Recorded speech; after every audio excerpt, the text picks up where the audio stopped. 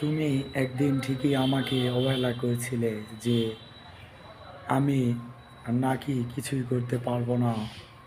আসলে ধৈর্য মানুষকে অনেক এগিয়ে দেয়, মানুষকে বুঝিয়ে দেয় যে ধৈর্যশীল ব্যক্তিকে আল্লাহ তাআলাও পছন্দ করে। আমরা সকলেই ধৈর্য থাকব এবং পৃথিবীর সকল মানুষদেরকে ধৈর্য ধরে রাখার চেষ্টা করব। তাহলেই কিছু সফলতা আসবে একদিন। ঠিকই তোমাকে ধরা দিবে সেই দিনের কথা, যেদিন তোমাকে আত্মীয়স্বজন ফেলে দিয়েছিল, যেদিন তোমাকে সেই বন্ধু-বান্ধব টাকার বিনিময়ে তোমাকে ছুঁড়ে ফেলে দিয়েছিল, সেই দিনের কথা তোমার মনে পড়বে। আসলে মনে পড়লেও তুমি তাদেরকে কখনো ছুঁড়ে ফেলে দিবা না।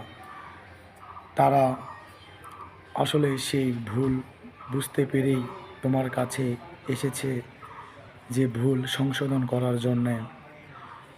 আমরা তাদেরকে আসলে ধৈর্যশীল আ দেখিয়ে ছাড়ব যে ধৈর্যশীল ব্যক্তি আসলে অনেক পৃথিবীতে সফলতা করে। ধৈর্যশীল ব্যক্তি আসলে জীবনে অনেক কিছু করে থাকে। এই ধৈর্যই রাখার জন্য আল্লাহ তাআলা যেন আমাদের সকলকে আ তা বোঝানোর চেষ্টা করে। আমরা ধৈর্য থাকব।